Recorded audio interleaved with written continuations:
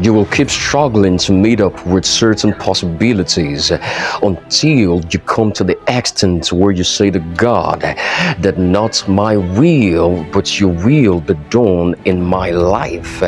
When you get to this extent where you totally surrender to God, you will find the power to bear the burden. You will find strength and healing for your soul, and you will find the miracle that you desire. Yeah. Now listen to this. Prior to the day the biblical Hannah received our answer at Shiloh in the sanctuary, she was praying for so many years, but she received no answers because she was praying outside God's interest. But one thing was certain, and that is the fact that every time she prayed, she was being shifted from our interest into God's interest. God wants me to speak to someone right now. You have been praying for so long, but it seems like there is no answer coming. Don't give up, because there is a shift taking place on your inside.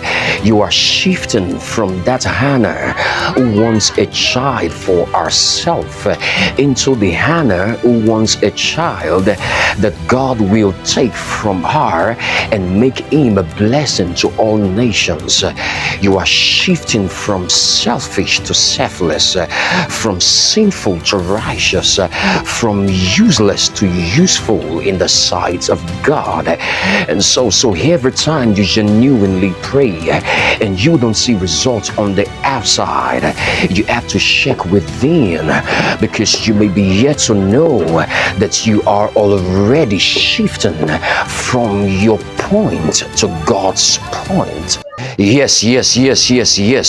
And now the blessing of God doesn't come to you when you are outside God's point of interest, because God will not have His glory from your life if He gives His blessing to you at that point you are standing.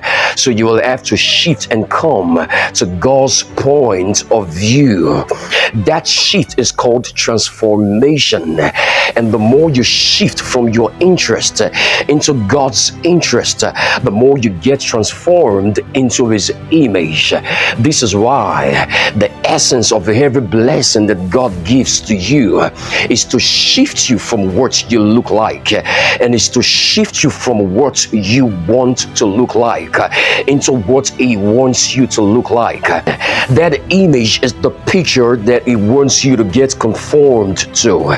But the problem now is that you are coming to God asking for a blessing with a picture that you have already painted in your mind, and that picture is opposite to the picture that God has in mind for you. And God is saying, I don't want to bless you according to what you picture in your mind, because your picture is according to your thinking and calculation.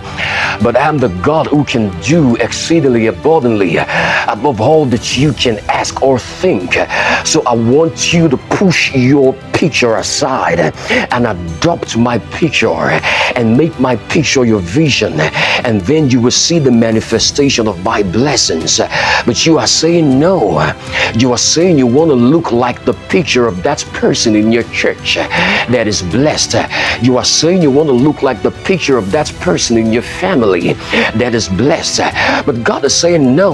I don't want to do it for you in that exact way. I want to do it for you in a different way. I want to do for you and through you that which no eyes have seen. I want to do for you that which no ears have heard. And I want to do for you that which no heart has ever conceived.